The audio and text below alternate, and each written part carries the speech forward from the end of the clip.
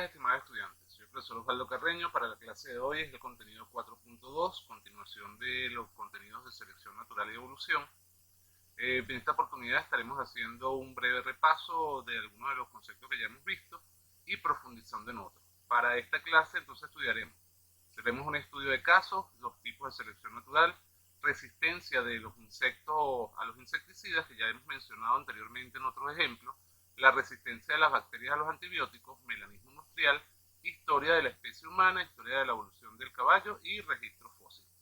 Cabe destacar que el contenido 4.2 estará dividido en por lo menos dos partes y quedaría una tercera correspondiente a lo de historia evolutiva de la especie humana. Esto para hacer los videos un poco más cortos. Sin más que mencionar, entonces comenzamos. En principio tenemos que hablar de lo que es evolución biológica. La evolución biológica es la descendencia con modificación, es decir, aquella descendencia que ha tenido algún tipo de mutación y por lo tanto es susceptible a ser seleccionada de forma natural o artificial. Dentro de este enfoque entonces estudiaremos a pequeña escala cambios en la frecuencia génica que ocurren de una generación a la otra, y a gran escala los cambios que van a ocurrir en las diferentes especies a partir de un ancestro común. La evolución entonces nos va a ayudar a entender la historia de la vida como tal. Punto importante a aclarar entonces para evolución biológica, que es la evolución no va a ser una simple cuestión de cambio en el tiempo. Muchas cosas pueden cambiar, desde las formas de las montañas, que también lo pudiéramos mencionar por un concepto evolutivo, pero recordemos que ellas no se reproducen. Entonces cuando hablamos de evolución vamos a hablar de reproducción, que es lo que estuvimos haciendo en las discusiones y en la pre anterior que les estaba mencionando, que la respuesta que usted dé cuando estamos hablando de evolución tienen que estar centradas en la reproducción. De allí que la evolución, entonces, en el sentido histórico de la vida, nos va a llevar a cómo se ha ido modificando la vida a lo largo del tiempo. ¿Cuáles han sido esos ancestros comunes? ¿Cuáles han sido esos alelos que han ido modificando? Que es la imagen que tenemos a la izquierda. A partir de ese ancestro común. ¿Cuál es la importancia entonces? La idea central de la evolución es que la Tierra, la vida en la Tierra comparte un ancestro común, al igual que todo el desarrollo humano. Los procesos de descendencia entonces van a tener una modificación que va a ocurrir a partir de ese individuo, ese ancestro común que va a partir de allí.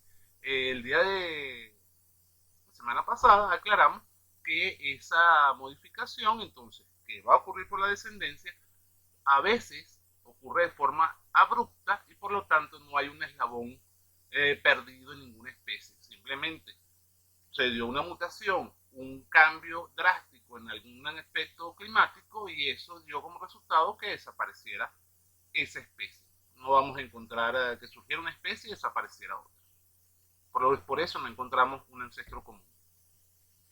De allí que entonces la evolución la vamos a entender como que la vida ha cambiado a lo largo del tiempo, que ésta ha desarrollado especies a partir de ancestros comunes. Lo que vemos al lado es un cladograma. Ese cladograma nos establece relaciones. Más adelante vamos a hacer el intento de que ustedes aprendan a cómo se lee un cladograma, en el sentido de saber que él va a establecer relaciones evolutivas entre las diferentes especies. Estas relaciones entonces lo vamos a establecer también a través de, dentro de una misma especie, lo vamos a poder ver a través de árboles genealógicos o de estos cladogramas. La escala en este caso va a ser toda la historia evolutiva que ha ocurrido en el planeta. Tenemos que ver que esto va a ser influenciado por, en algunos casos, los registros fósiles. O sea, el aprendizaje de estas va a ser influenciado por los fósiles que vamos encontrando a través de diferentes estudios. Como todas tienen un ancestro común, entonces el proceso de evolución va a tener un patrón y va a establecer relaciones entre las diferentes especies, que es lo que vemos en el circulito aquí. En este caso, un árbol filogenético que va a representar las relaciones básicas que se encuentran en todas las especies del planeta. Eso nos incluye a nosotros, que tenemos evidentemente una relación con todo lo demás individuos. Dependemos de ellos en muchos casos para la alimentación y para la respiración. Los linajes, a partir de allí, de ese árbol genealógico, entonces vamos a tener que los linajes van a evolucionar, van a dividirse, van a heredar modificaciones, por lo tanto va a surgir la posibilidad de que hayan cambios evolutivos que los van a separar mediante un proceso de especiación. Esto va a determinar la estructura ramificada de las relaciones evolutivas que hay entre las diferentes especies.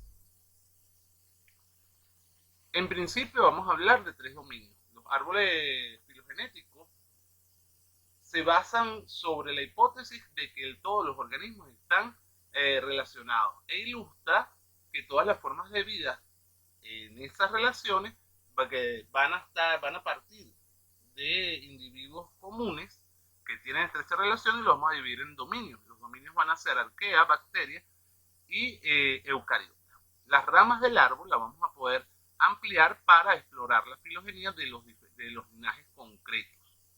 Queremos estudiar la filogenia del ser humano, entonces nos vamos por una rama de esos árboles filogenéticos.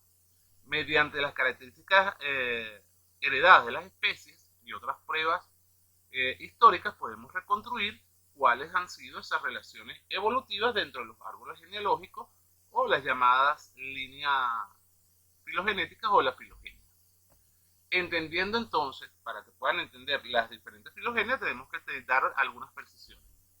Esto va a ser importante sobre todo ahorita y después en el tercer lapso. Primero, al leer un árbol genealógico, la raíz del árbol representa el linaje ancestral, los extremos de las ramas representan a los descendientes de ese antepasado, y cuando se mueven hacia la raíz vamos a encontrar las puntas que están que se van a ir presentando a lo largo del tiempo.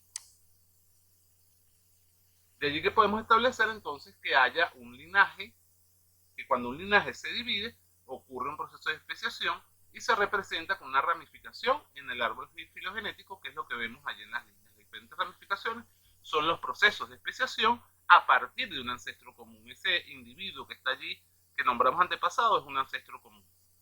Cuando un linaje entonces este se divide para originar ese proceso de especiación, tenemos una ramificación en la filogenia. Este suceso va a ser, el suceso de especiación puede ser único a partir de un linaje ancestral o puede darse a partir de varios, de 2 o más linajes, puede dar origen a 2 o más linajes sucesivos. Las filogenias siguen la pista a los patrones de descendencia compartidos en los diferentes linajes. Cada linaje tiene una parte de historia que es única y otras que son compartidas entre diferentes linajes. Esto evidentemente a partir de esos ancestros comunes. Del mismo modo, cada linaje con antepasados únicos puede tener antepasados únicos o antepasados compartidos con otros linajes. Hablábamos en las clases anteriores el antepasado común que existe entre los chimpancés y los seres humanos. De hecho, está en una de las preguntas del cuestionario.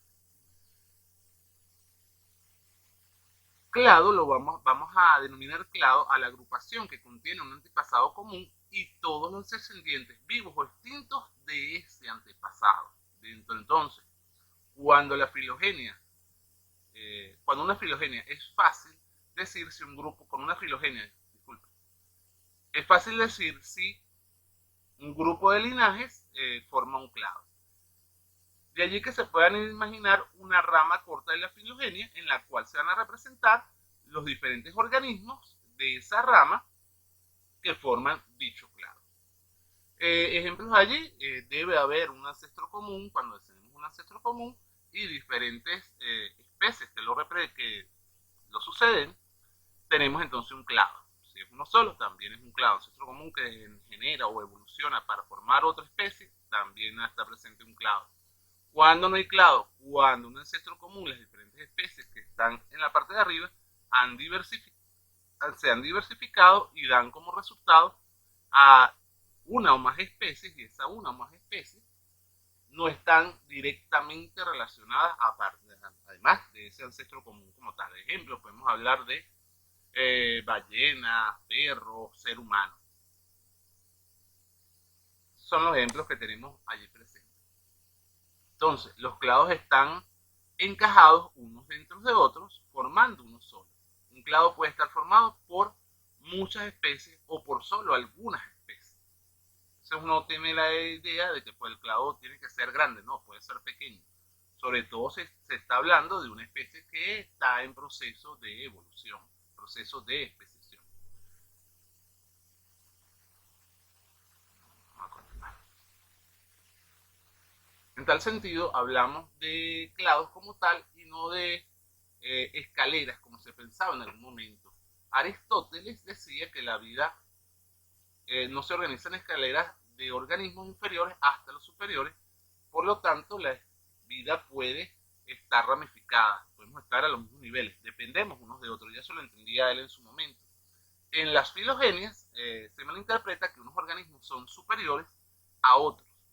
La filogenia como tal no implica una división como tal de superioridad. Recordemos que el término biológico que vimos en algún momento en la clase es que es adaptación, es adaptativo. Los individuos que viven actualmente en el planeta o que vivieron en algún momento estaban adaptados en su momento, por lo tanto no podemos establecer un grado de superioridad. Si hablamos de superioridad, las moscas son superiores a nosotros, son miles de millones que nos sobrepasan. Si hablamos de bacterias, es igual, inclusive estarían más adaptadas que nosotros porque tienen mayor posibilidad de cambio, de generar nuevas especies.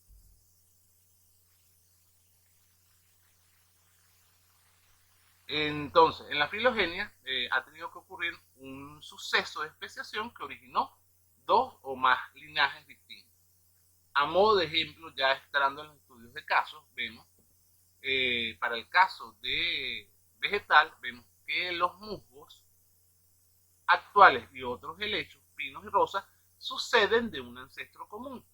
Desde ese suceso de especiación, ambos linajes han tenido el mismo lapso de tiempo para evolucionar, por lo tanto han dado lugar a diferentes especies.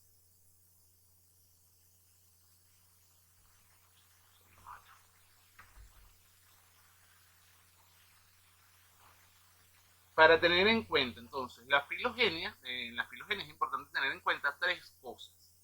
Primero, que la evolución produce una estructura de relaciones entre linajes que es similar a un árbol, no a una escalera.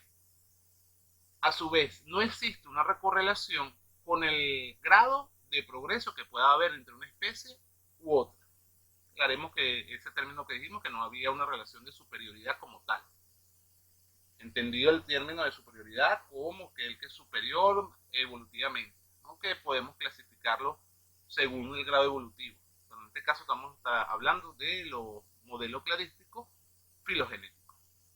En cada suceso de especiación, la elección de qué linaje va a la derecha y cuál va a la izquierda es arbitraria, por aquello que no hay superioridad. Eso para dibujarlo. Ustedes no lo van a dibujar, pero sí me interesa que sepan analizarlos en ya finalizando este lapso, porque en el tercero lo vamos a necesitar. ¿Cómo se construye entonces ese árbol? Los árboles genealógicos, filogenéticos, van a representar patrones de descendencia. Las filogenias se tienen que reconstruir recogiendo y analizando pruebas que luego se van a utilizar para formular una hipótesis sobre cómo están emparentados los diferentes organismos. Con la genética, el surgimiento de la genética, el estudio de la biotecnología, eso ha sido un poquito más sencillo porque simplemente estudiamos la similitud genética entre una especie y otra y podemos establecer mayores relaciones. Pero antes dependíamos solamente de la observación de registros fósiles. De allí que los caracteres, esos rasgos que vamos a colocar allí, son rasgos heredables que pueden compararse en distintos organismos con características físicas, es decir, morfológicas, similares o consecuencias genéticas, rasgos de comportamiento que vayan a parecerse unos a otros.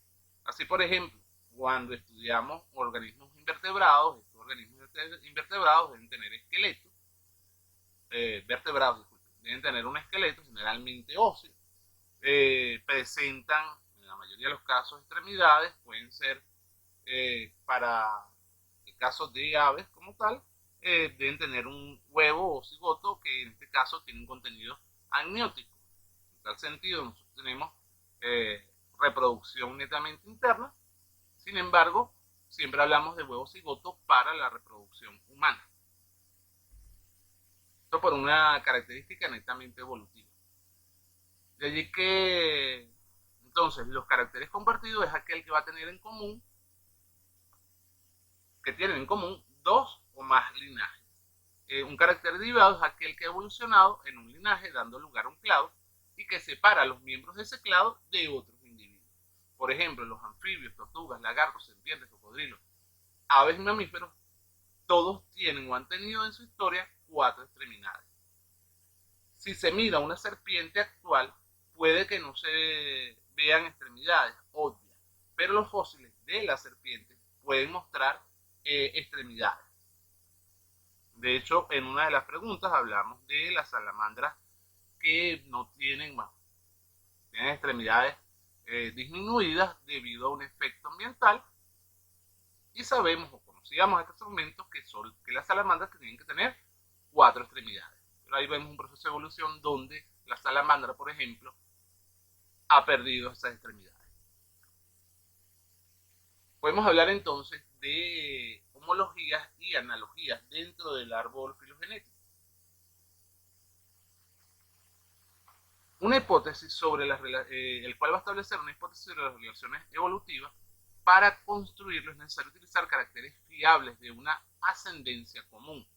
Los caracteres homólogos son aquellos caracteres diferentes en organismos que se parecen porque fueron heredados de un antepasado común que también poseía ese carácter. Cuando hablábamos de las extremidades, sobre todo si la hablamos de mamíferos, tenemos un ancestro común que tenía 4 extremidades y de allí que todos los demás descendientes de él tengan 4 extremidades. Ya hablamos de las extremidades, es el ejemplo que tenemos más abajo. Entre homología y analogía, no todos los caracteres van a ser homólogos. Por ejemplo, las aves y los murciélagos tienen alas, mientras que los ratones y cocodrilos no las tienen. ¿Significa eso que la ave y los murciélagos están emparentados más estrechamente entre sí con los ratones y cocodrilos? No, evidentemente sabemos que son especies y familias totalmente diferentes. Cuando examinamos minuciosamente las alas de las aves y las del murciélago, nos vamos a dar cuenta que ellos tienen grandes diferencias, o diferencias significativas entre unos y otros. Y eso es lo que vemos en la imagen. No todos los caracteres entonces van a ser homologías. Las alas de los murciélagos están formadas por expansiones de tegumentos que se extienden entre las falanges y el brazo, mientras que las alas de las aves están formadas por plumas que se van a extender por todo el brazo. De allí que las alas de las aves y las alas de murciélagos no tengan un antepasado común, no se heredan de la misma manera. Simplemente es una solución similar, lo veremos después en los otros tipos de evolución, a un problema específico, desarrollar el vuelo. Mecanismos entonces para un pequeño repaso, y ahorita continuamos con lo demás, y además de hablar de algunos ejemplos, entonces tenemos mecanismos de evolución. La evolución es responsable de las similitudes de todas las formas de vida y de la diversidad. Vamos a obtener variabilidad genética. La variabilidad genética parte fundamentalmente del proceso que ya la evolución se produce cuando las fuerzas selectivas actúan sobre ella. ¿A qué se refiere eso? Lo que hemos hablado siempre, que debe haber una variación entre alelos para poder hablar de que la selección natural va a actuar y por lo tanto ese individuo va a evolucionar y va a originar especiación. Vemos allí el caso de una presión selectiva de unos pájaros que están alimentándose, en este caso con escarabajos. Lo mismo puede ocurrir con el melanismo industrial de la Victum betularia.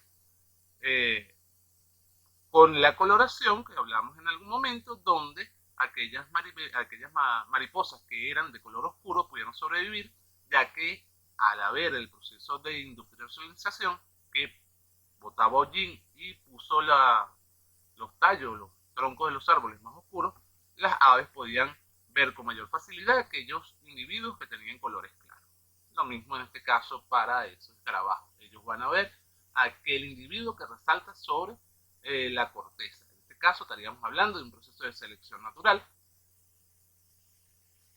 y de deriva génica, pero que no puede actuar a menos que ya existe esa variabilidad. En este caso, los diferentes colores de escarabajo, los diferentes colores de las mariposas que estamos hablando. Esos mecanismos, entonces, que necesitamos que ocurran, necesitamos que ocurra mutación, necesitamos que ocurra flujo genético vía migración o vía inmigración, necesitamos que ocurra deriva génica debido a la naturaleza aleatoria de la disminución o por disminución de la variabilidad, y además después entonces necesitamos la selección natural y una reproducción diferencial que va a permitir que aquellos caracteres que han sido sujetos a selección, si fueron positivos, la especie se va a reproducir más y por lo tanto va a tener mayor posibilidad de expresarse en la población. Momento. De allí entonces recordemos, evolución, descendencia con modificación. ¿Qué se modifica exactamente? Solo hay evolución cuando hay un cambio en esas frecuencias alélicas de esa población a lo largo del tiempo y a partir de individuos que se empiezan a reproducir entre sí de forma diferencial.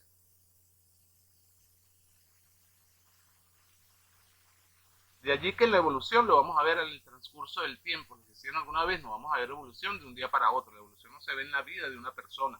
Darwin tuvo suerte, viajó bastante y vio diferentes lugares donde pudo comparar registros fósiles, donde pudo hacer observaciones directas que le dieron pie a desarrollar su teoría.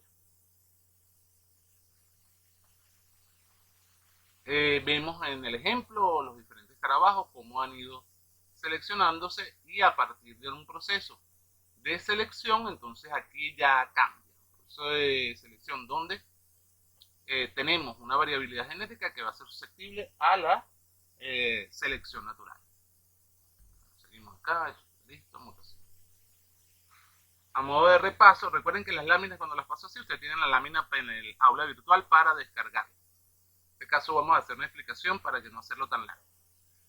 Una mutación podría ser que padres con genes de un color verde, para el caso de los que estamos hablando de los escarabajos, tuvieran una descendencia con un gen para el color marrón, por lo cual la población aumentaría la frecuencia de genes para escarabajos marrones, que no debía existir en ese momento. Si ese escarabajo marrón tuvo la ventaja de selectiva porque su color le impidió que lo vieran los depredadores, ahí hay un caso de evolución, pero la mutación ya estaba presente. Puede ser, entonces, otro mecanismo, que haya migración y esos alelos partieran a otra población y esa otra población tuvieran la posibilidad de aparearse con él. Estaríamos hablando entonces de deriva genética si en una generación dos escarabajos marrones tuvieran 4 descendientes que sobrevivieran para reproducirse y que varios de esos escarabajos verdes fueran eliminados y no tuvieran descendientes. En la siguiente generación habrían algunos escarabajos marrones más que en la generación anterior, pero sería solo por un fenómeno aleatorio, aunque esté allí el proceso de selección funcionando, aunque estén allí los alelos modificados, esa mutación que se presentó. De allí que si las aves, para la selección natural, si las aves detectan fácilmente a aquellos escarabajos verdes que se están comiendo dentro del ejemplo, los escarabajos marrones tendrían mayor posibilidad de reproducirse y pasar los genes a las generaciones subsiguientes, aumentando así su frecuencia alélica, y al aumentar la frecuencia alélica, entonces ellos serían ya los dominantes. Algo similar a lo que va a ocurrir, y vamos a introducir otro ejemplo, con las alvejas. Las alvejas, guisantes, originalmente el gen dominante lo hemos visto desde tercer año, lo hemos visto desde tercer año, con genética, los guisantes son amarillos, ese es el dominante. Sin embargo, cuando usted va a comprar en el supermercado, usted va a encontrar alvejas verdes y va a encontrar guisantes verdes. Esto es porque artificialmente los seres humanos nos gustó que se viera verde. Seleccionamos a esa población.